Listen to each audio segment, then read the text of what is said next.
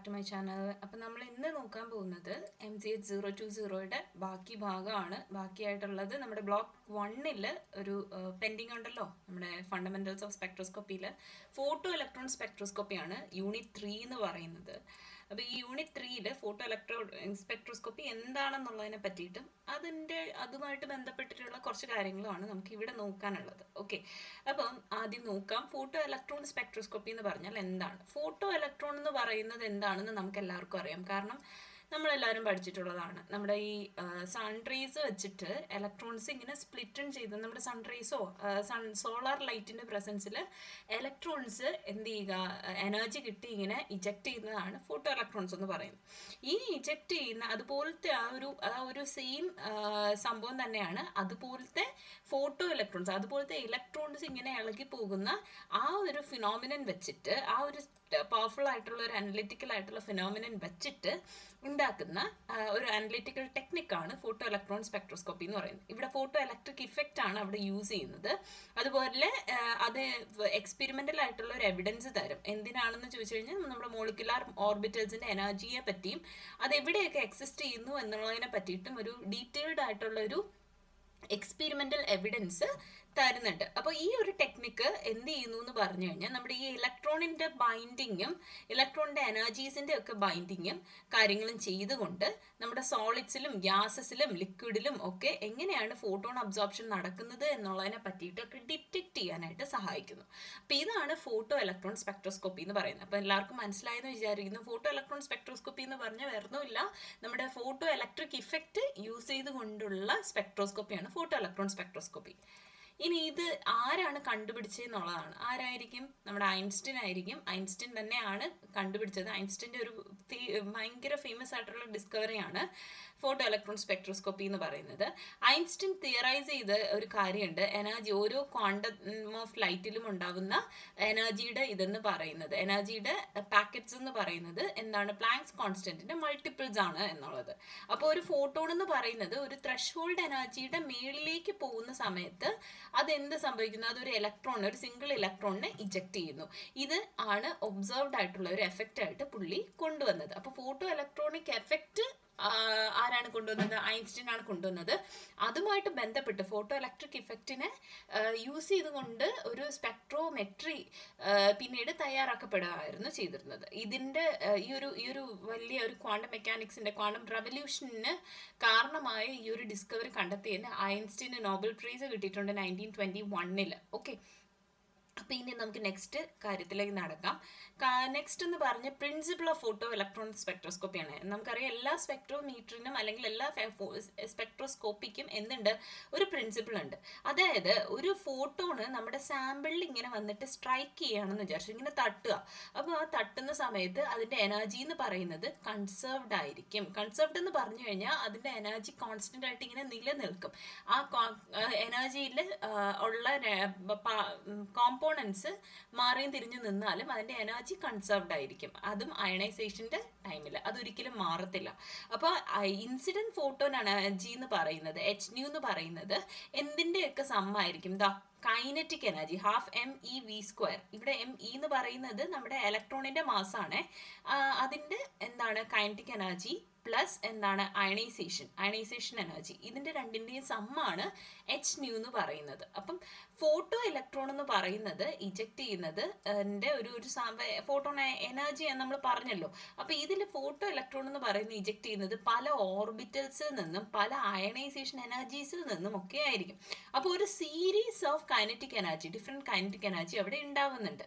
അപ്പോഴുണ്ടാവുന്ന കേസാണ് Hν എന്ന് പറയുന്നത് ½ mE² പ്ലസ് Li എന്ന് പറയുന്നത്. ഇവിടെ Li എന്ന് പറയുന്നത് Li അല്ല, II എന്ന് തന്നെയാണ് പറയുന്നത്. ഇത് അയണൈസേഷൻ എനർജിയുടെ സമ്മാണ്. ആ ഒരു കംപ്ലീറ്റ് ആയിട്ടുള്ള ഓർബിറ്റൽസ് എല്ലാം കൂടി എടുക്കുകയാണെങ്കിൽ അതിൻ്റെ ഒരു സമ്മായിട്ട് പറയാം. Ionisation energy of an ejection of an electron from orbit I. ഇപ്പൊ ഏതെങ്കിലും ഒരു പെർട്ടിക്കുലർ ഓർബിറ്റ് നമ്മൾ എടുക്കുകയാണെങ്കിൽ ആ ഒരു പെർട്ടിക്കുലർ ഓർബിറ്റിന്റെ അയണൈസേഷൻ എനർജി സെപ്പറേറ്റ് ആയിട്ട് നമുക്ക് കണ്ടുപിടിക്കാൻ സാധിക്കും. ഇതിൽ കംപ്ലീറ്റ് ആയിട്ട് എടുക്കും, ഇതിൽ ഓരോരോ ഓർബിറ്റൽസ് ആയിട്ട് നമ്മൾ സെപ്പറേറ്റ് ചെയ്ത് നോക്കും. ഇനി ഇതിന്റെ ഇത് ഫോട്ടോ ഇലക്ട്രോൺ സ്പെക്ട്രോമീറ്റർ ഉണ്ട്. പ്രിൻസിപ്പിൾ കഴിഞ്ഞു, നമ്മൾ ഇനി സ്പെക്ട്രോമീറ്ററിലോട്ട് കടക്കുകയാണ്. ഫോട്ടോ ഇലക്ട്രോൺ സ്പെക്ട്രോമീറ്റർ എന്ന് പറഞ്ഞു കഴിഞ്ഞാൽ ഇറ്റ് ഈസ് എ ഡിവൈസ്. അത് യൂസ് ചെയ്തിട്ടാണ് നമ്മൾ എന്ത് ചെയ്യുന്നത്, അത് ഇലക്ട്രോസ്റ്റാറ്റിക് ഡിഫ്ലക്ടർ യൂസ് ചെയ്തിട്ട് നമ്മുടെ കൈനറ്റിക് എനർജി, ഫോട്ടോ ഇലക്ട്രോൺസിന്റെ കൈനറ്റിക് എനർജിയാണ് അവർ മെഷർ ചെയ്യുന്നത്. ഓക്കെ, അപ്പോൾ ഫോട്ടോ ഇലക്ട്രോൺ സ്പെക്ട്രോമീറ്റർ ശരിക്കും പറഞ്ഞാൽ ഫോട്ടോ ഇലക്ട്രോൺസിന്റെ കൈനറ്റിക് എനർജി മെഷർ ചെയ്യാൻ വേണ്ടിയിട്ടാണ്, ഇലക്ട്രോസ്റ്റാറ്റിക് ഡിഫ്ലക്ടർ വെച്ചിട്ട്. ഈ പലതരത്തിലുള്ള ഡിഫ്ലക്ഷൻസ് ഇവിടെ ഉണ്ടാവാറുണ്ട്. അപ്പോൾ ഈ പലതരത്തിലുള്ള ഡിഫ്ലക്ഷൻസ് നമ്മുടെ ഈ ഫോട്ടോ ഇലക്ട്രോൺസ് ഈ ഒരു ചാർജ്ഡ് പ്ലേറ്റിന്റെ ഇടയിൽ കൂടെ പാസ് ചെയ്ത് പോകുന്നത് കൊണ്ട് പലതരത്തിലുള്ള ഡിഫ്ലക്ഷൻസ് ഉണ്ടാകുന്നുണ്ട്. അപ്പോൾ ഈ ഒരു ഫീൽഡിന്റെ സ്ട്രെങ്ത് കൂട്ടുന്ന സമയത്ത് നമ്മുടെ ഞാൻ പറഞ്ഞു ഈ രണ്ട് പാരലൽ ആയിട്ടുള്ള ഒരു പ്ലേറ്റ് കാണും. ഈ ചാർജ്ഡ് പ്ലേറ്റിന്റെ ഇടയിൽ കൂടെ ആയിരിക്കും ഈ ഫോട്ടോ ഇലക്ട്രോൺസ് ഇങ്ങനെ തെറിക്കുക. അപ്പോൾ ആ തെറിക്കുമ്പോൾ അതെങ്ങനെയാണ് ഡിഫ്ലക്ട് ചെയ്യുന്നത് എന്നുള്ളതിനനുസരിച്ചിട്ടാണ് ശരിക്കും പറഞ്ഞു കഴിഞ്ഞാൽ ഇവിടെ നമ്മൾ ഫോട്ടോ ഇലക്ട്രോണിക് സ്പെക്ട്രോസ്കോപ്പിയുടെ കംപ്ലീറ്റ് ആയിട്ടുള്ള ഒരു സംഭവം നടക്കുന്നത്. അത് മാത്രമല്ല, ഇത് വെച്ചിട്ടാണ് നമ്മൾ kinetic energy of photo electrons കണ്ടുപിടിക്കുന്നത്. ഈ ഇലക്ട്രോസ്റ്റാറ്റിക് ഡിഫ്ലക്ടറിലുള്ള ഈ രണ്ട് ചാർജ്ഡ് ആയിട്ടുള്ള പ്ലേറ്റ്സിന് ഇടയിൽ കൂടെ ഫോട്ടോ ഇലക്ട്രോൺസ് കടന്നു പോകുമ്പോൾ പലതും പല ഡിഫ്ലക്ഷൻസിലാണ് പോവുക. ഇനി നമ്മൾ ഈ ഒരു ചാർജിന്റെ ഇടയിലുള്ള ഫീൽഡ് സ്ട്രെങ്ത് നമ്മൾ കൂട്ടി കൊടുക്കുകയാണെന്നുണ്ടെങ്കിൽ ഇലക്ട്രോൺസ്, ഡിഫറെന്റ് കൈനറ്റിക് എനർജിയിലുള്ള ഇലക്ട്രോൺസ് ഡിഫ്ലക്ടറിൽ വന്ന് പെടാറുണ്ട്. അപ്പൊ ഇതിൽ കൂടെ കടന്നു പോയിട്ട് എന്താ സംഭവിക്കുന്നതെന്ന് പറഞ്ഞാൽ ഈ ഇലക്ട്രോൺസ് ഇതിൽ കൂടെ കടന്നു പോയി ഒരു ഡിഫ്ലക്ട് ചെയ്ത് നമ്മുടെ ഒരു എന്താ പറയുക ഡിറ്റക്ടറിനകത്ത് വന്ന് പെട്ട അതിൽ നിന്ന് നമ്മൾ ഡിറ്റക്ട് ചെയ്താണ് എടുക്കുക. അപ്പൊ ഈ ഒരു ഫോട്ടോ ഇലക്ട്രോൺ സ്പെക്ട്രം എന്ന് പറയുന്നത് നമ്മൾ ഈ കിട്ടിയ വാല്യൂ ഇല്ലേ, ഈ കിട്ടിയ കൈനറ്റിക് എനർജിയുടെ വാല്യൂവിനെ നമ്മൾ എന്ത് ചെയ്യും, ഫോട്ടോ സ്പെക്ട്രത്തിൽ കൂടെ കിട്ടിയ വാല്യൂസിനെ നമ്മൾ എന്ത് ചെയ്യും, ഇലക്ട്രോൺ ഫ്ലക്സിനെതിരായിട്ട് എന്ത് ചെയ്യും, പ്ലോട്ട് ചെയ്യും, ഗ്രാഫ് പ്ലോട്ട് ചെയ്യും. കൈനറ്റിക് എനർജി ഒരു സൈഡിലും ഇലക്ട്രോണിക് ഫ്ലക്സ് മറ്റേ സൈഡിലുമായിട്ട് നമ്മൾ എന്ത് ചെയ്യും, പ്ലോട്ട് ചെയ്യുമ്പോൾ ഗ്രാഫ് പ്ലോട്ട് ചെയ്യുമ്പോഴാണ് ശരിക്കും പറഞ്ഞു കഴിഞ്ഞാൽ നമുക്ക് ഈ ഒരു സാധനം നമ്മൾ കൃത്യമായിട്ട് കിട്ടുക. ഫോട്ടോ ഇലക്ട്രോണിക് സ്പെക്ട്രോമീറ്റർ വഴി സ്പെക്ട്രം കിട്ടുക, ഫോട്ടോ ഇലക്ട്രോൺ സ്പെക്ട്രം കിട്ടുക. ഓക്കെ, അപ്പോൾ ഈ കൈനറ്റിക് എനർജിക്ക് എതിരായിട്ട് ഇലക്ട്രോൺ ഫ്ലക്സ് നമ്മൾ പ്ലോട്ട് ചെയ്യുമ്പോൾ നമുക്ക് എന്ത് കിട്ടുന്നു, ഫോട്ടോ ഇലക്ട്രോൺ സ്പെക്ട്രം കിട്ടുന്നു. ഈ ഒരു ഡീറ്റെയിൽസും കാര്യങ്ങളും വെച്ചിട്ട് നമുക്ക് ഓർബിറ്റൽ എനർജിയെ പറ്റിയിട്ട് നമുക്ക് ഡീറ്റെയിൽഡ് ആയിട്ടുള്ള ഒരു ഇൻഫർമേഷൻ ലഭിക്കും. ഓക്കെ അല്ലേ? ഇനി അടുത്ത് നോക്കിയേ, കൂപ്മാൻസ് തിയറം എന്ന് പറഞ്ഞു കഴിഞ്ഞാൽ അതെന്ത് തിയറം എന്താണെന്നും അതിന്റെ ഇക്വേഷൻസ് മാത്രമേ ഞാൻ കൊടുത്തിട്ടുള്ളൂ. അതിന്റെ ഡീറ്റെയിൽഡ് ആയിട്ടുള്ള സ്റ്റെപ്പ് ബൈ സ്റ്റെപ്പ് ഒക്കെ നമ്മുടെ ടെക്സ്റ്റിൽ കൊടുത്തിട്ടുണ്ട്. അതിന്റെ ഡീറ്റെയിൽഡ് ആയിട്ട് പഠിക്കണം എന്നുണ്ടെങ്കിൽ ആ ടെക്സ്റ്റ് നമുക്ക് റെഫർ ചെയ്യാം. ഓക്കെ, അപ്പൊ ഈ അപ്രോക്സിമേഷൻ ആണ് കൂപ്മാൻസ് തിയറം എന്ന് പറയുന്നത്. അതായത് കൂപ്മാൻസ് തിയറം പറയുന്നതെന്ന് പറഞ്ഞാൽ അയണൈസേഷൻ എനർജി, ഏതെങ്കിലും ഒരു പെർട്ടിക്കുലർ ഓർബിറ്റലിലുള്ള അയണൈസേഷൻ എനർജി എന്ന് പറയുന്നത് ഓർബിറ്റൽ എനർജിക്ക് ഈക്വൽ ആയിരിക്കും എന്നാണ് പറഞ്ഞിരിക്കുന്നത്. ഓർബിറ്റൽ എനർജി എന്ന് പറഞ്ഞാൽ വെറും ഓർബിറ്റൽ എനർജി അല്ല, ഇജക്റ്റഡ് ആയിട്ടുള്ള ഇലക്ട്രോണിന്റെ ഓർബിറ്റൽ എനർജി. അതായത് I എന്ന് പറയുന്നത് is equal to minus epsilon I ആണ്. ഇവിടെ എപ്സിലോൺ I എന്ന് പറയുന്നത് ഓർബിറ്റൽ എനർജി ആണ്. അപ്പൊ ഇതാണ് അതിന്റെ ഇക്വേഷൻ എന്ന് പറയുന്നത്. നമുക്ക് ഇങ്ങനെയും എഴുതാം, അതിങ്ങനെ എഴുതാം. ഇതിൽ ഈ താഴെ കൊടുത്തിരിക്കുന്ന നിങ്ങൾക്ക് കൺഫ്യൂസ്ഡ് ആവരുത്, ആ ഓർബിറ്റിനെയാണ് കാണിക്കുന്നത്. ഏത് ഓർബിറ്റാണ് എന്ന് പറയുന്ന ഒരു ഓർബിറ്റിലാണ് എന്നുണ്ടെങ്കിൽ അതിന്റെ അയണൈസേഷൻ എനർജിയാണ് പറയുന്നത്. ഓക്കെ, അപ്പൊ ഇതാണ് കൂപ്മാന്റെ തിയറം എന്ന് പറയുന്നത്. ഒന്നുകൂടി പറയാം, കൂപ്മാന്റെ തിയറം സ്റ്റേറ്റ് ചെയ്യുന്നത് അയണൈസേഷൻ എനർജി I എന്ന് പറയുന്നത് എന്തിന് ഈക്വൽ ആയിരിക്കും, ഓർബിറ്റൽ എനർജി. ഈ അവിടെ നിന്നും ഇലക്ട്രോൺ എത്രയാണോ ഇജക്ട് ചെയ്ത് ആ ഇജക്ട് ചെയ്ത് പോയ ഇലക്ട്രോണിന്റെ ഓർബിറ്റൽ എനർജിക്ക് ഈക്വൽ ആയിരിക്കും.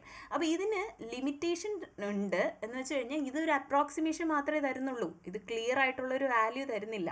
അപ്പോൾ ഇത് അപ്രോക്സിമേഷൻ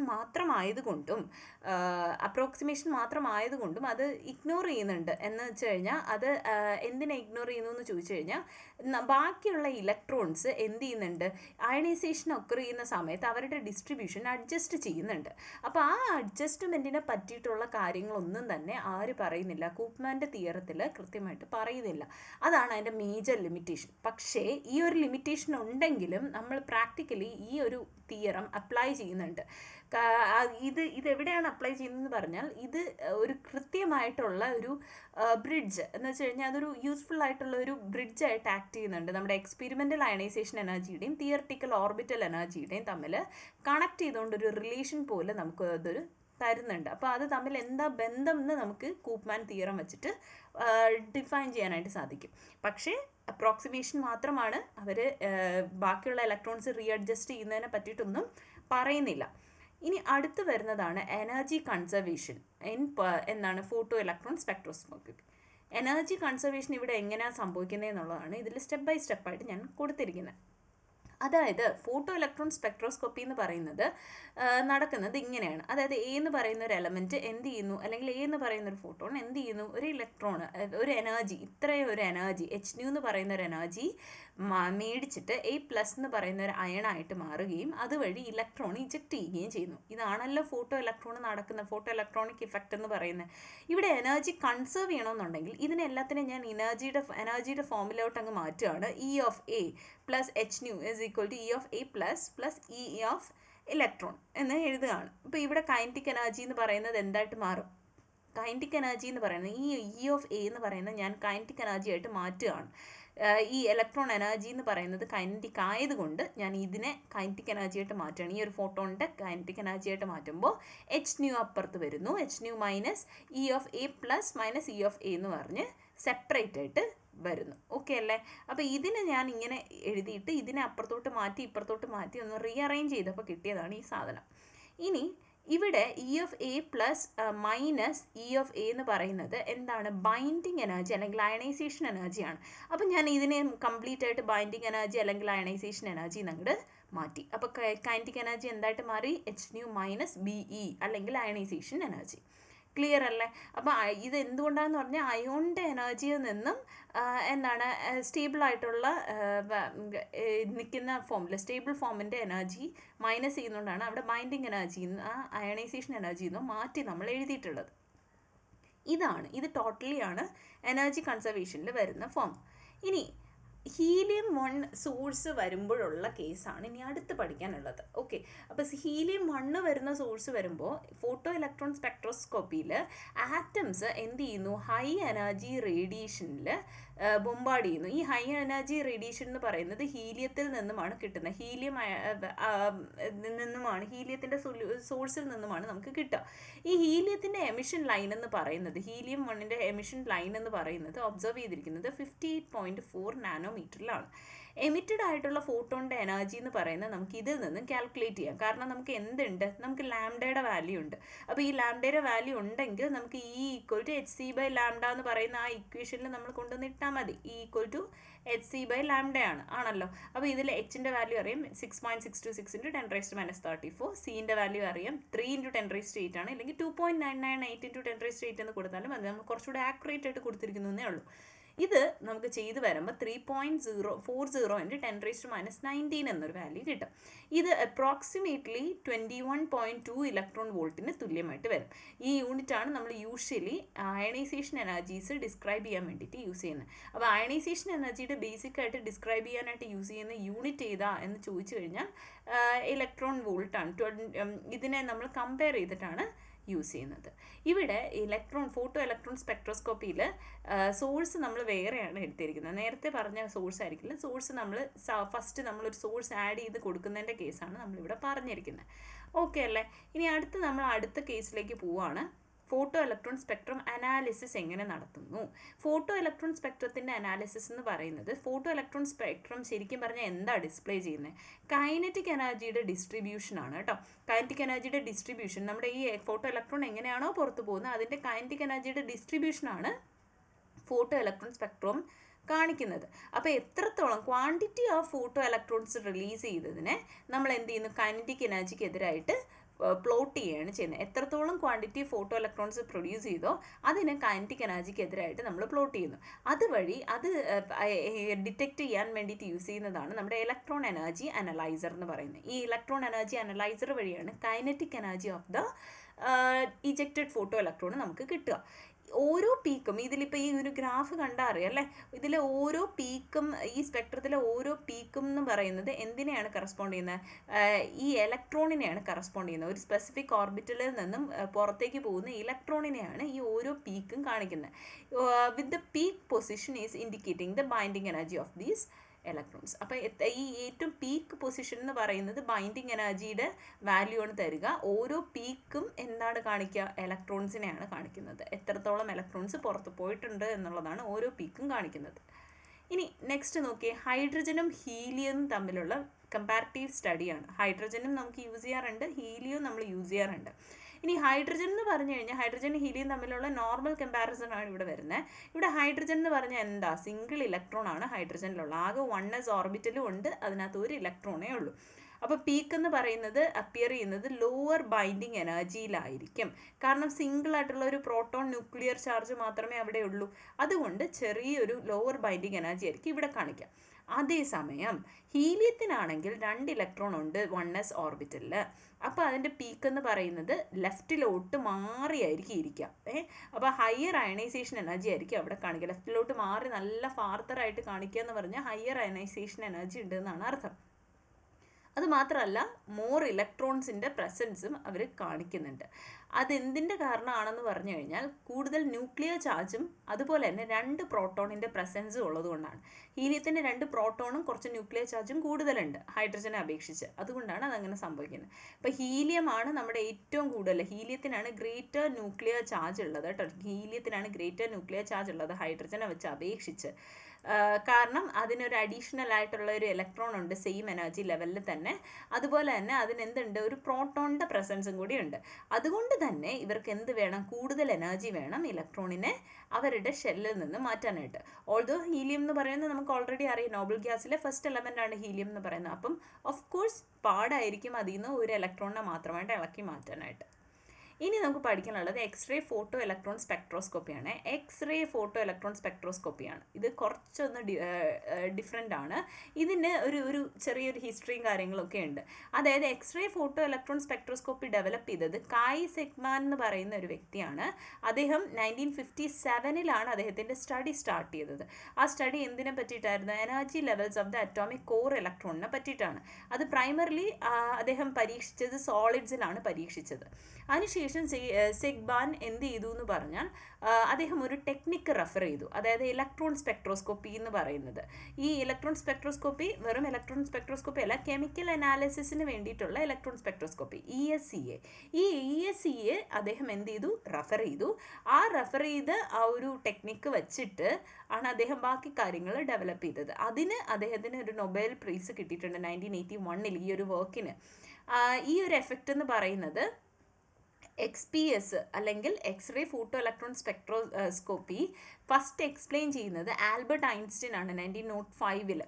അപ്പം ഈ ഒരു 1950s എന്ത് ചെയ്തു, റിസർച്ചേഴ്സ് എന്ത് ചെയ്തു, അവർ ആദ്യമായിട്ട് എന്ത് ചെയ്തു, ബൈൻഡിങ് എനർജി, കോർ ഇലക്ട്രോണിൻ്റെ ബൈൻഡിങ് എനർജിയൊക്കെ എക്സ്റേ ഫോട്ടോ എമിഷൻ വെച്ചിട്ട് മെഷർ ചെയ്യാനായിട്ട് സ്റ്റാർട്ട് ചെയ്തു. ഓക്കെ അല്ലേ? അപ്പോൾ ഇതാണ് നമ്മുടെ എക്സ്റേ ഫോട്ടോ ഇലക്ട്രോൺ സ്പെക്ട്രോസ്കോപ്പിയുടെ ഒരു അനാലിസിസ് അല്ലെങ്കിൽ ബ്രീഫായിട്ടുള്ളൊരു ഹിസ്റ്റോറിക് ആയിട്ടുള്ള ഒരു കാര്യം എന്ന് പറയുന്നത്. എന്ന് വെച്ചാൽ ഇങ്ങനെ ഇത് വന്നു എന്നുള്ളതാണ് ഞാൻ ജസ്റ്റ് പറഞ്ഞത്. ഇനി XPS അല്ലെങ്കിൽ കോർ ഇലക്ട്രോൺ അനാലിസിസിൻ്റെ കേസാണ് പറയുന്നത്. XPSലെ കോർ ഇലക്ട്രോൺ അനാലിസിസ് നമുക്കറിയാം, ഇപ്പോൾ പറഞ്ഞതേ ഉള്ളൂ. XPS എന്ന് പറയുന്നത് എക്സ്റേ ഫോട്ടോ ഇലക്ട്രോൺ സ്പെക്ട്രോസ്കോപ്പി എന്ന് പറയുന്നത് കോർ ഇലക്ട്രോൺ അനാലിസിസിനാണ് ഇപ്പോൾ ഏറ്റവും കൂടുതൽ യൂസ് ചെയ്യുന്നത്. ഇതിൻ്റെ ഫീച്ചേഴ്സ് എന്താണെന്ന് പറഞ്ഞു കഴിഞ്ഞാൽ, ഇലക്ട്രോൺ ഇജക്റ്റ് ചെയ്യുന്നത് ഔട്ടർ കോറിൽ നിന്നല്ല, ഇന്നർ കോറിൽ നിന്നാണ്. ഇന്നർ കോർ എന്ന് പറയുമ്പോൾ അകത്തേക്കുള്ള ഓർബിറ്റൽസിൽ നിന്നുമാണ് ഇലക്ട്രോൺസ് പുറത്തേക്ക് വരുന്നത്. അത് മാത്രമല്ല അവർ എന്ത് യൂസ് ചെയ്യുന്നുണ്ട്, ഹൈ എനർജി ഇൻസിഡൻറ്റ് ഫോട്ടോൺസ് ആണ് യൂസ് ചെയ്യുന്നത്. കോർ ഇലക്ട്രോൺസ് എന്ന് പറയുന്ന കൂടുതൽ ടൈറ്റ്ലി ബോണ്ടഡ് ആയിട്ടുള്ള ആൾക്കാരാണ്. അതുകൊണ്ട് തന്നെ അവരുടെ അയണൈസേഷൻ എനർജി എന്ന് പറയുന്നത് ബോണ്ട് ചേഞ്ചസിനെക്കാളും, ബോണ്ട് ചേഞ്ച് ചെയ്യുന്നതിന് അനുസരിച്ച് അയണൈസേഷൻ എനർജി അവിടെ ചേഞ്ച് വരുന്നുണ്ട്. ഇനി അത് മാത്രമല്ല അവരൊരു കാര്യം കൂടി പ്രൊവൈഡ് ചെയ്യുന്നുണ്ട്, ക്യാരക്ടറിസ്റ്റിക് ആയിട്ടുള്ള ഒരു ലൈന്. ഓരോ എലമെൻറ്റിനും ഡിഫറെൻറ്റ് ക്യാരക്ടറിസ്റ്റിക് ആയിട്ടുള്ള ലൈൻ അവർ പ്രൊവൈഡ് ചെയ്യുന്നുണ്ട്. ആ ലൈനിൻ്റെ കേസും കാര്യങ്ങളുമാണ് നമ്മളിവിടെ കൊടുത്തിരിക്കുന്നത്. അതായത് കെ ഷെൽ അയണൈസേഷൻ എനർജീസിൻ്റെ കേസ്. സെക്കൻഡ് റോ എലമെൻസിലാണ് നമ്മൾ എന്ത് ചെയ്യുന്നത്, ഇലക്ട്രോൺ വോൾട്ടിൽ കെ ഷെല്ലിൻ്റെ എനർജീസ് നമ്മളിങ്ങനെ കൊടുത്തിരിക്കുന്നത്. ലിഥിയത്തിനാണെങ്കിൽ 50, ബെർലിയത്തിനാണെങ്കിൽ 110, ബോറോണിനാണെങ്കിൽ 190, ഇങ്ങനെയാണ് ഇത് പോയിരിക്കുന്നത്. ഈ താഴെ കൊടുത്തിരിക്കുന്ന എല്ലാം അയണൈസേഷൻ എനർജീസിനെയാണ് ഈ കാണിച്ചിരിക്കുന്നത്. ഓക്കെ അല്ലേ? ഇനി നമുക്ക് അടുത്തതിലോട്ട് പോകാമല്ലോ. ഇതിൻ്റെ സെറ്റപ്പ് എന്താണ്, experimental setup, X-ray photo electric സ്പെക്ട്രോസ്കോപ്പിയുടെ എക്സ്പീരിമെൻ്റൽ സെറ്റപ്പ്. ഞാൻ പറഞ്ഞു XPS മെഷർ ചെയ്യുന്നത് എന്താണ്, എലമെൻ്റൽ കോമ്പോസിഷനും എംപിരിക്കൽ ഫോമുലയും കെമിക്കൽ സ്റ്റേറ്റും ഇലക്ട്രോണിക് സ്റ്റേറ്റും എന്ന് വേണ്ട എല്ലാ കാര്യങ്ങളും, ഒരു മെറ്റീരിയലിലുള്ള എലമെൻ്റൽ കോമ്പോസിഷനും എംപിരിക്കൽ ഫോമുലയും കെമിക്കൽ സ്റ്റേറ്റും ഇലക്ട്രോണിക് സ്റ്റേറ്റ് എന്നിങ്ങനെയുള്ള എല്ലാ കാര്യങ്ങളും ആര് മെഷർ ചെയ്യുന്നുണ്ട്, X-ray photo electron spectroscopy measure ചെയ്യുന്നുണ്ട്. അതുമാത്രമല്ല അവർ കൈനറ്റിക് എനർജിയും അതുപോലെ തന്നെ എത്ര നമ്പർ ഓഫ് ഇലക്ട്രോൺസ് ഇജക്റ്റ് ചെയ്തിട്ടുണ്ട് എന്നുള്ളതും മെറ്റീരിയലിൽ നിന്നും അനലൈസ് ചെയ്ത് തരും. ഓക്കെ അല്ലേ? അപ്പോൾ ഈ ഒരു ടെക്നിക്കിന് ഹൈ ആയിട്ടുള്ള ഒരു വാക്യൂം ആവശ്യമായിട്ടാണ്. പി എന്ന് പറയുന്നത് അപ്രോക്സിമേറ്റ്ലി പ്രഷർ അപ്രോക്സിമേറ്റ്ലി 10 തൊട്ട് 8 മില്ലി ബാർ വരെ നിൽക്കണം. അതുപോലെ ultra high vacuum UHV UCM വേണം. അതിൻ്റെ അൾട്രാ ഹൈ വാക്വം കണ്ടീഷൻസും കാര്യങ്ങളും ഒക്കെ നമ്മളിവിടെ എന്ത് ചെയ്യണം, ഫോളോ അപ്പ് ചെയ്യണം. കാരണം അത് ഉണ്ടെങ്കിൽ മാത്രമേ നമുക്ക് എന്ത് ചെയ്യുള്ളൂ, അറ്റ്മോസ്ഫിയറിക് ഗ്യാസസിൻ്റെ ഒരു ഇൻ്റർഫറൻസ് തടയാനായിട്ട് സാധിക്കുള്ളൂ. ഓക്കെ അല്ലേ? അറ്റ്മോസ്ഫിയറിക് ഗ്യാസസിൻ്റെ ഒരു ഇൻ്റർഫറൻസ് തടഞ്ഞാൽ മാത്രമേ നമുക്ക് കൃത്യമായിട്ടുള്ള വാല്യൂസും കാര്യങ്ങളും ഇവിടെ ലഭിക്കുകയുള്ളൂ. ഇനി അടുത്ത XPS സ്പെക്ട്രം പോളിയൂറത്തിൻ്റെ എക്സാമ്പിളാണ് ഞാനിവിടെ കൊടുത്തിരിക്കുന്നത്. അതായത് ടിപ്പിക്കലായിട്ടുള്ള ഒരു XPS സിസ്റ്റത്തിന് XPS സ്പെക്ട്രം പോളിയൂറത്തിൻ ഫിലിമിൻ്റെ XPS സ്പെക്ട്രം നമ്മൾ സ്കാൻ ചെയ്യുമ്പോൾ ഒരു വൈഡ് റേഞ്ച് കിട്ടും. അതുവഴി നമുക്ക് എന്ത് ചെയ്യാൻ പറ്റും, കെമിക്കൽ കോമ്പോസിഷൻ നമുക്ക് കിട്ടും. ഈ പോളിയൂറത്തിൻ പോളിമർ ചെയിനിനകത്ത് കാർബൺ ഉണ്ട്, നൈട്രജൻ ഉണ്ട്, ഓക്സിജൻ ഉണ്ട് ആണല്ലോ. ഇതിൽ കാർബണിൻ്റെ പീക്കാണ് മോസ്റ്റ് അബണ്ടൻ്റ് ആയിട്ടുള്ള എലമെൻറ്റിൻ്റെ പീക്കായിട്ട് നമ്മുടെ ഈ പോളിമർ ചെയിനിൽ കാണുന്നത്. ഓക്സിജൻ്റെ പീക്ക് എന്ന് പറയുന്നത് ഇൻ്റർമീഡിയറ്റ് കോൺസെൻട്രേഷനിലായിരിക്കും ഓക്സിജൻ്റെ പീക്ക് കിട്ടുക. ലോവസ്റ്റ് എന്ന് പറയുന്നത് ലീസ്റ്റ് അബണ്ടൻ്റ് ആയിട്ടുള്ള സ്ട്രക്ചറാണ് ലോവസ്റ്റ് എന്ന് പറയുന്നത്. അത് നൈട്രജൻ്റെ പീക്കാണ് കേട്ടോ. അപ്പോൾ ഇത്രയുമാണ് നമ്മുടെ XPSൻ്റെ പോളിയൂറത്തിൻ്റെ എക്സാമ്പിളിൻ്റെ കേസ് നമ്മൾ പറഞ്ഞുകൊണ്ടിരുന്നത്.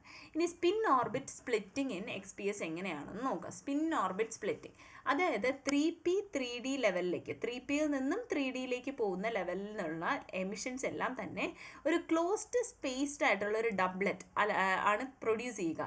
സോ നോർമൽ ആയിട്ടാണെന്നുണ്ടെങ്കിൽ ഒരു സിംഗിൾ ഫോട്ടോ എമിഷൻ എന്ന് പറയുന്നത് ഏറ്റവും പീക്കിലെത്തുന്ന സ്പിൻ ഓർബിറ്റ് കപ്ലിംഗ് വരികയാണ്. അപ്പോൾ എമിഷൻ 3Pയിൽ നിന്നും 3D ലെവലിലേക്ക് എമിറ്റ് ചെയ്യുമ്പോൾ അത് പ്രൊഡ്യൂസ് ചെയ്യുന്നത് ക്ലോസ്ലി സ്പേസ്ഡ് ആയിട്ടുള്ള ഒരു ഡബ്ലറ്റ് ആണ്. പലീഡിയത്തിനാണെന്നുണ്ടെങ്കിൽ 2 പീക്ക് കാണും. 334.9 ഇലക്ട്രോൺ വോൾട്ടിലും 340.2 ഇലക്ട്രോൺ വോൾട്ടിലും 2 പീക്ക് വീതം കാണും. ഇതിൻ്റെ ബൈൻഡിങ് എനർജിയുടെ ഇൻറ്റൻസിറ്റി റേഷ്യോ എന്ന് പറഞ്ഞാൽ 3:2 ആണ്. ഇനിഷ്യൽ സ്റ്റേറ്റ് കോൺഫിഗറേഷൻ എന്ന് പറയുന്നത് ഞാൻ ദാ ഇവിടെ കൊടുത്തിട്ടുണ്ട്. കോൺഫിഗറേഷൻ 3p6 3d10 ആണ് അതിൻ്റെ ലാസ്റ്റ് വരുന്നത്. ഓക്കെ അല്ലേ? അപ്പം ഒരു ഇലക്ട്രോണിനെ നമ്മളിപ്പോൾ 3D സബ്ഷെല്ലിൽ നിന്നും റിമൂവ് ചെയ്തു എന്ന് വെച്ചോ. അപ്പോൾ ഫൈനൽ സ്റ്റേറ്റ് എന്ന് പറയുന്നത് 3d9 കോൺഫിഗറേഷൻ ആയിരിക്കുമല്ലോ. കാരണം 3d10 ആയിരുന്നു, അതിൽ നിന്ന് ഒരു ഇലക്ട്രോൺ മാറ്റി. അപ്പോൾ കപ്ലിംഗ് പ്രൊഡ്യൂസ് ചെയ്യുന്നത് 2 സ്റ്റേറ്റ് പ്രൊഡ്യൂസ് ചെയ്യും. J വാല്യൂസ് ആയിട്ടുള്ള 3/2 5/2. ഇതെങ്ങനെ കിട്ടി എന്നുള്ളതാണ് ഞാൻ പറയാൻ പോകുന്നത്. അതായത് 3D ആണ്. D എന്ന് പറയുമ്പോൾ ഡിയുടെ വാല്യൂ എന്ന് പറയുന്നത് 2 ആണ്. അത് വെച്ചിട്ടാണ് നമ്മളത് കാൽക്കുലേറ്റ് ചെയ്യുന്നത്. ഓക്കെ, J എന്ന് പറയുന്നത് അപ്പോൾ എന്താവും, J എന്ന് പറയുന്നത് 2 × 5/2 + 1 which is equal to 6 and 2 × 3/2 + 1 which is equal to 4. ഇങ്ങനെ 2 വാല്യൂസ് Jക്ക് വരും. ഇനി chemical shift, X-ray photo electron സ്പെക്ട്രോസ്കോപ്പിയുടെ കെമിക്കൽ ഷിഫ്റ്റ് എവിടെയൊക്കെയാണ് വരുന്നത്? ഓക്സിഡേഷൻ സ്റ്റേറ്റ്, അതായത് ആറ്റത്തിന് ഹയർ പോസിറ്റീവ് ഓക്സിഡേഷൻ സ്റ്റേറ്റ് ഉണ്ട് എന്നുണ്ടെങ്കിൽ ആ സ്റ്റേറ്റുകൾ എന്ത് കാണിക്കുന്നു, ലാർജർ ബൈൻഡിങ് എനർജി കാണിക്കുന്നുണ്ട്. അതിൻ്റെ കാരണം അഡീഷണൽ ആയിട്ടൊരു കൂളോംബിക് ഇൻട്രാക്ഷൻ വരുന്നത് കൊണ്ടാണ്. കെമിക്കൽ എൻവയോൺമെൻറ്റ് എന്ന് പറഞ്ഞു കഴിഞ്ഞാൽ ലോക്കലായിട്ടുള്ള കെമിക്കൽ ഫിസിക്കൽ എൻവയോൺമെൻറ്റ് എന്തിനെ എഫക്റ്റ് ചെയ്യുന്നുണ്ട്, ബൈൻഡിങ് എനർജി, ഇലക്ട്രോണിൻ്റെ ബൈൻഡിങ് എനർജിയെ അഫക്റ്റ് ചെയ്യുന്നുണ്ട്. ഓക്കെ അല്ലേ? ഇനി അടുത്തത് പീക്ക് ഷിഫ്റ്റ്, അതായത് ചെറിയ ഓൾട്രേഷൻ, പീക്ക് പൊസിഷനിലുള്ള ചെറിയ ഓൾട്രേഷൻസ് ഒക്കെ വരികയാണെന്നുണ്ടെങ്കിൽ അത് എന്ത് റിവീൽ ചെയ്യുന്നു, കെമിക്കൽ സ്റ്റേറ്റിൻ്റെ ഡിഫറൻസസ് റിവീൽ ചെയ്യുന്നു. ഇത്രയും കാര്യങ്ങളാണ് നമ്മൾ കെമിക്കൽ ഷിഫ്റ്റിൽ പഠിക്കാനായിട്ടുള്ളത്. ഇനി ഇതിൻ്റെ ഒരു എക്സാമ്പിളാണ് ടൈറ്റാനിയം എന്ന് പറയുന്നത്. ടൈറ്റാനിയത്തിൻ്റെ 2p സ്പെക്ട്രം എന്ന് പറയുന്നത് എന്താ കാണിക്കുന്നതെന്ന് പറഞ്ഞാൽ ഒരു വലിയ ഒരു കെമിക്കൽ ഷിഫ്റ്റിനെയാണ് കാണിക്കുന്നത്. പ്യുവർ മെറ്റലിൽ നിന്നും ടൈറ്റാനിയം ഡയോക്സൈഡിൽ നിന്നും ഒക്കെ ഒരു വലിയൊരു ഷിഫ്റ്റ്, കെമിക്കൽ ഷിഫ്റ്റ് നമുക്ക് കാണാനായിട്ട് സാധിക്കും. ഇത് എന്തിനേയും കൂടി ഡെമോൺസ്ട്രേറ്റ് ചെയ്യുന്നുണ്ട്, XPSൻ്റെ എബിലിറ്റി, ആ ഓരോ ഓക്സിഡേഷൻ സ്റ്റേറ്റിനെയും ഡിഫറൻഷ്യേറ്റ് ചെയ്ത് കാണാൻ പറ്റുന്ന XPSൻ്റെ ഓക്സിഡേഷൻ സ്റ്റേറ്റ് ഡിസ്റ്റിങ്ക്വിഷ് ചെയ്യാൻ പറ്റുന്നതിൻ്റെ എബിലിറ്റിയെയും ഇവിടെ കാണിക്കുന്നുണ്ട്. ഇനി മോളാർ ഫോട്ടോ ഇലക്ട്രോൺ സ്പെക്ട്രോസ്കോപ്പി എന്ന് പറഞ്ഞു കഴിഞ്ഞാൽ എന്താണ്, അതിപ്പോൾ ഹൈഡ്രജൻ്റെ ഹൈഡ്രജൻ്റെ മോളിക്യൂൾ വെച്ചിട്ട് തന്നെ നമുക്കത് പറയാനായിട്ട് സാധിക്കും. ചില മോളിക്യൂൾസിനാണെന്നുണ്ടെങ്കിൽ അവർക്ക് നമുക്ക് എന്തുണ്ടെന്ന് പറഞ്ഞിട്ടുണ്ട്, വൈബ്രേഷണൽ എനർജി ഉണ്ടെന്ന് പറഞ്ഞിട്ടുണ്ട് അല്ലേ. അത് അയണൈസേഷൻ്റെ സമയത്ത് മാറാനുള്ള ചാൻസസ് ഉണ്ട്. അതായത് Hν0 എന്ന് പറയുന്ന IE + IM + IKE ആയിരിക്കും. ഇവിടെ EM+ എന്ന് പറയുന്നത് എന്താണ്, change in internal energy of the ion ആണ്. എന്തെന്ന് പറയുന്നത് EM+ എന്ന് പറയുന്നത്, ഗ്രൗണ്ട് സ്റ്റേറ്റിലെ H2 എന്ന് പറയുന്നത് ഗ്രൗണ്ട് സ്റ്റേറ്റിലായിരിക്കും. അതിൻ്റെ കോൺഫിഗറേഷൻ എന്ന് പറയുന്നത് εg സ്റ്റേറ്റിലായിരിക്കും. ഇനി അയണൈസേഷൻ ലോഗ് കോൺഫിഗറേഷൻ ഉള്ളവർക്കാണെന്നുണ്ടെങ്കിൽ മേളിൽ 2 എഴുതിയിട്ട് എന്താണ് എപ്സിലോൺ അല്ല, സോറി, സിഗ്മയാണ് കേട്ടോ. ഈ ഒരു സൈന് സിഗ്മയാണ്. സിഗ്മ G എന്ന് പറഞ്ഞൊരു G+ എന്ന് പറഞ്ഞ ഒരു സ്റ്റേറ്റിലോട്ട് അത് മാറുമായിരിക്കും. അപ്പോൾ അയണൈസേഷൻ കഴിഞ്ഞിട്ട് 1 സിഗ്മ G⁻1 എന്ന് പറയുന്ന കോൺഫിഗറേഷന് ശേഷം എന്തെന്ന് വരും, 2 εg പ്ലസ് സ്റ്റേറ്റ് എന്ന് പറഞ്ഞിട്ടായിരിക്കും വരാം. ഇതിൽ ഫസ്റ്റ് ലൈൻ എന്ന് പറയുന്നത് 15.41 ഇലക്ട്രോൺ വോൾട്ടിലാണ്.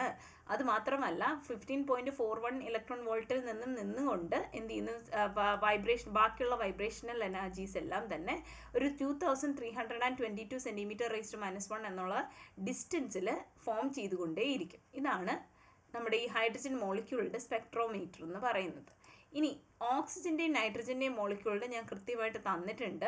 ഓക്സിജൻ്റെ ആണെങ്കിലും നൈട്രജൻ്റെ ആണെങ്കിലും ഒന്ന് റെഫർ ചെയ്തോളുക. ഇനി അൾട്രാ വയലറ്റ് സ്പെക്ട്രോസ്കോപ്പി എന്താണെന്നുള്ളത് നോക്കാം. അതായത് വാലൻസ് electrons, ultra violet spectroscopy, ultra photo electron spectroscopy എന്ന് പറയുന്നത് എന്തിനെയാണ് റിജക്റ്റ് ചെയ്യുന്നത്, വാലൻസ് ഇലക്ട്രോണിനെ റിജക്റ്റ് ചെയ്യുന്നു. UV ഫോട്ടോൺസ് വെച്ചിട്ട് വാലൻസ് ഇലക്ട്രോണിനെ റിജക്റ്റ് ചെയ്യുന്നവരാണ് ultra violet photo electron spectroscopy എന്ന് പറയുന്നത്. ഇനി ഇലക്ട്രോണിക് സ്ട്രക്ചർ എന്ന് പറയുന്നത് അതെന്ത് പ്രൊവൈഡ് ചെയ്യുന്നു, സ്റ്റേറ്റിൻ്റെ, ഓരോ സ്റ്റേറ്റിൻ്റെയും ഡെൻസിറ്റി കൃത്യമായിട്ട് പ്രൊവൈഡ് ചെയ്യുന്നു. അത് ഫെർമി എനർജിക്ക് അടുത്തായിട്ടായിരിക്കും വരിക. അതിൻ്റെ വാല്യൂ എന്ന് പറയുന്നത് ഫെർമി എനർജിക്ക് അടുത്തായിട്ടായിരിക്കും വരിക. അതുപോലെ ബാലൻസ് ബാൻഡ് എഡ്ജിനും അടുത്തായിട്ടായിരിക്കും വരിക. ഇനി ഫ്രോണ്ടിയർ ഓർബിറ്റ്സ്, അതായത് ഈ ഫ്രോണ്ടിയർ ഓർബിറ്റ്സ് ആണ് ഹോമോ എനർജീസ്, വർക്ക് ഫങ്ഷൻസും, ഓരോ മെറ്റീരിയൽസിൻ്റെയും ഹോമോ എനർജീസും വർക്ക് ഫങ്ഷൻസും നേരത്തെ ഡിറ്റർമൈൻ ചെയ്യുന്നത് ഈ ഫ്രോണ്ടിയർ ഓർബിറ്റൽസ് ആണ്. ഓക്കെ അല്ലേ? ഇനി universal curve and surface sensitivity, അതായത് യൂണിവേഴ്സൽ കർവ് എന്ന് പറഞ്ഞു കഴിഞ്ഞാൽ എന്തിനേയും തമ്മിൽ പ്ലോട്ട് ചെയ്യുന്നതാണ് കൈനറ്റിക് എനർജി. ഒരു ഇലക്ട്രോണിൽ നിന്നും റിലീസായ കൈനറ്റിക് എനർജിയെ അവരുടെ ഇൻഇലാസ്റ്റിക് മീൻ ഫ്രീ പാത്തുമായിട്ട് നമ്മൾ എന്ത് ചെയ്യുന്നു, കർവ് പ്ലോട്ട് ചെയ്യുകയാണെന്നുണ്ടെങ്കിൽ അതിനെ നമ്മൾ യൂണിവേഴ്സൽ കർവ് എന്ന് പറയുന്നു, അല്ലെങ്കിൽ സർഫസ് സെൻസിറ്റിവിറ്റി എന്ന് പറയുന്നു. ഈ ഒരു കൈനറ്റിക് എനർജിയുടെ റേഞ്ച് എന്ന് പറയുന്നത് എന്ത് തൊട്ട് എന്ത് വരെയാണ്, 10 തൊട്ട് 1000 ഇലക്ട്രോൺ വോൾട്ട് വരെ അതിൻ്റെ ഇടയിൽ നിൽക്കുന്നതാണ് കൈനറ്റിക് എനർജിയുടെ റേഞ്ച് എന്ന് പറയുന്നത്. അവർക്ക് എന്തുണ്ട്, മിനിമലായിട്ടുള്ള ഒരു ഇൻഇലാസ്റ്റിക് മീൻ ഫ്രീ പാത്തും കൂടി ഉണ്ട്. ഈ ഇൻഇലാസ്റ്റിക് മീൻ ഫ്രീ പാത്ത് എന്ന് പറയുന്നത് ഇലക്ട്രോണിൽ നിന്നും എന്താണ്, 2 സക്സസീവ് ആയിട്ടുള്ള ഇൻഇലാസ്റ്റിക് കൊളിഷൻ്റെ ഇടയ്ക്ക് വരുന്നതാണ് എന്തെന്ന് പറയുന്നത്, ഇൻഇലാസ്റ്റിക് മീൻ ഫ്രീ പാത്ത് എന്ന് പറയുന്നത്. ഓക്കെ അല്ലേ? ഓക്കെ അല്ലേ? അപ്പം നോക്കിയേ, the U-shaped curve is strongly material independent, making it a universal tool for a surface analysis. അതായത് U-shaped ആയിട്ടുള്ള കർവ് എന്ന് പറയുന്ന പ്രോബബ്ലി എപ്പോഴും സ്ട്രോങ്ങർ ആയിട്ടുള്ള മെറ്റീരിയലാണ്. അതുകൊണ്ട് തന്നെ അവരെ നമ്മൾ യൂണിവേഴ്സൽ ടൂളായിട്ട് എന്ത് ചെയ്യുന്നു, സർഫസ് അനാലിസിസിന് യൂസ് ചെയ്യുന്നു. ഇനി ലോ ടേക്ക് ഓഫ് ആംഗിൾസിൽ ഡിറ്റക്ഷൻ എന്ന് പറയുന്നത് എന്ത് ചെയ്യുന്നു, കൂടുതൽ സെൻസിറ്റീവ് ആയിരിക്കും സർഫസിനെ അപേക്ഷിച്ച്, very sensitive to the surface. Approximately 4 to 5 atomic layer വരെയും അത് സപ്രസ്ഡ് ആയിട്ട് ഭയങ്കര സെൻസിറ്റീവ് ആയിട്ടായിരിക്കും ഇരിക്കുക. At low take off angles detection becomes very sensitive to the surface top 2 nm nanometre, approximately 4 to 5 atomic layers. Clear? ഇനി അടുത്ത് നമുക്ക് ഇതിൻ്റെ ഒരു ഫ്യൂച്ചർ ഡയറക്ഷനും ആപ്ലിക്കേഷനെയും പറ്റി പറയാം. ഫ്യൂച്ചർ ഡയറക്ഷൻ അല്ലെങ്കിൽ ഫ്യൂച്ചർ ആപ്ലിക്കേഷൻസ് എന്ന് പറയുന്നത് എന്താണെന്ന് നോക്കാം. അതായത് നമ്മുടെ സർഫസ് അനാലിസിസിന് വേണ്ടിയിട്ട് നമുക്കിത് നോക്കാം. XPSന് നമുക്ക് എലമെൻ്റൽ കോമ്പോസിഷൻസ് സർഫസിൽ വെച്ച് തന്നെ എലമെൻ്റൽ കോമ്പോസിഷൻസ് ഐഡൻറ്റിഫൈ ചെയ്യാനും കെമിക്കൽ സ്റ്റേറ്റ് മെഷർ ചെയ്യാനും അതുപോലെ തന്നെ എത്രത്തോളം ഡെപ്ത് പ്രൊഫൈലിംഗ് ചെയ്യാൻ പറ്റും അത്രത്തോളം ഡെപ്ത് പ്രൊഫൈലിംഗ് ചെയ്യാനും വേണ്ടിയിട്ട് ഡെപ്ത് പ്രൊഫൈലിംഗ് ചെയ്യാൻ വേണ്ടിയിട്ടും നമുക്ക് സർഫസ് അനാലിസിസ് യൂസ് ചെയ്യാനായിട്ട് സാധിക്കും. സർഫസ് അനാലിസിസ് അല്ല, സോറി, XPS യൂസ് ചെയ്യാനായിട്ട് സാധിക്കും. ഇനി കാറ്റലിസിസിൻ്റെ സ്റ്റഡി, അതായത് നമ്മുടെ സർഫസ് സ്റ്റേറ്റിനെ പറ്റിയിട്ടാണല്ലോ പഠിക്കുന്നത്. അപ്പോൾ ഹെട്രോജീനസ് ആയിട്ടുള്ള കാറ്റലിസ്റ്റിൻ്റെ സ്റ്റേറ്റുകളെ പറ്റിയിട്ടും സർഫസിനെയും ബൾക്ക് സ്ട്രക്ചറും തമ്മിലുള്ള ഡിഫറൻസിനെ പറ്റിയിട്ടും റിയാക്ഷൻ മെക്കാനിസത്തിനെ പറ്റിയിട്ടും കാറ്റലിസിസ് സ്റ്റഡി വഴി നമുക്ക് ചെയ്യാനായിട്ട് സാധിക്കും. പിന്നെ മെറ്റീരിയൽ സയൻസ്, അത് സെമി കണ്ടക്ടർ വേഫേഴ്സിനെ അനലൈസ് ചെയ്യുകയും ഹൈ ടെമ്പറേച്ചർ സൂപ്പർ കണ്ടക്ടേഴ്സിനെയും പോളിമർ ഇൻ്റർഫേസസിനെയും തിൻ ഫിലിം ക്യാരക്ടറൈസേഷന് വേണ്ടിയിട്ടും ഒക്കെ ആയിട്ട് നമുക്ക് XPS യൂസ് ചെയ്യാനായിട്ട് സാധിക്കും. ഇനി last last and least UPS എന്ത് ചെയ്യുന്നുണ്ട്, ബോണ്ടിങ് ക്യാരക്ടറിസ്റ്റിക്സ് പറയുന്നുണ്ട്. അതായത് വാലൻഷ്യൽ ഇലക്ട്രോണിക് സ്ട്രക്ചേഴ്സ് എങ്ങനെയാണ്, വർക്ക് ഫങ്ഷൻസ്, ഓരോ മെറ്റീരിയൽസിൻ്റെ വർക്ക് ഫങ്ഷൻസ് അവരുടെ സർഫസിൽ എങ്ങനെ ആയിരിക്കും എന്നുള്ളതിനെ പറ്റിയൊക്കെയുള്ള ഒരു ഡീറ്റെയിൽഡ് സ്റ്റഡി കെമിക്കൽ ബോണ്ടിങ് വഴി, എന്ന് വെച്ചാൽ കെമിക്കൽ ബോണ്ടിങ് ആണ് അത് തരുന്നത്, UPS വഴി നമുക്ക് കിട്ടുന്നു. ഓക്കെ, അപ്പോൾ ഇതാണ് അതിൻ്റെ ആപ്ലിക്കേഷൻസ് എന്ന് പറയുന്നത്. ഒന്ന് സർഫസ് അനാലിസിസ്, രണ്ടാമത്തത് കാറ്റാലിസിസ് സ്റ്റഡി, മൂന്നാമത്തത് മെറ്റീരിയൽ സയൻസ്, നാലാമത്തത് കെമിക്കൽ ബോണ്ടിങ്. ഓക്കെ, അപ്പോൾ ഇത്രയേ ഉള്ളൂ. ഇതാണ് നമ്മുടെ തേർഡ് ചാപ്റ്റർ എന്ന് പറയുന്ന ഫോട്ടോ ഇലക്ട്രോൺ സ്പെക്ട്രോസ്കോപ്പി എന്ന് പറയുന്നത്. ഇതിൽ ശരിക്കും പറഞ്ഞു കഴിഞ്ഞാൽ സ്റ്റെപ്പ് ബൈ സ്റ്റെപ്പ് ഇക്വേഷൻസിനേക്കാളും കൂടുതൽ വാട്ട് ഈസ് സ്പെക്ട്രോസ്കോപ്പി, എന്തൊക്കെ ടൈപ്പിലുള്ള ഫോട്ടോ ഇലക്ട്രോൺ സ്പെക്ട്രോസ്കോപ്പി ഉണ്ട്, എങ്ങനെ നമുക്ക് അതിനെ ഹാൻഡിൽ ചെയ്യാം, എങ്ങനെയാണ് സ്പെക്ട്രോമീറ്റർ യൂസ് ചെയ്യുന്നത് എന്നുള്ളതിനെ പറ്റിയിട്ടുള്ള ഡീറ്റെയിൽഡ് സ്റ്റഡിയാണുള്ളത്. അപ്പോൾ എല്ലാവർക്കും മനസ്സിലായി എന്ന് വിചാരിക്കുന്നു. ഇതിൻ്റെ പ്രിൻസിപ്പിൾസ് ഒക്കെ കുറച്ച് നന്നായിട്ട് നോക്കിയിട്ട് പോവുക. അപ്പോൾ അത്രയേ ഉള്ളൂ. നിങ്ങൾക്ക് വീഡിയോ ഇഷ്ടപ്പെട്ടു എന്നുണ്ടെങ്കിൽ ലൈക്ക് ചെയ്യുക, ഷെയർ ചെയ്യുക, ചാനൽ സബ്സ്ക്രൈബ് ചെയ്യാൻ മറക്കരുത്. Thank you.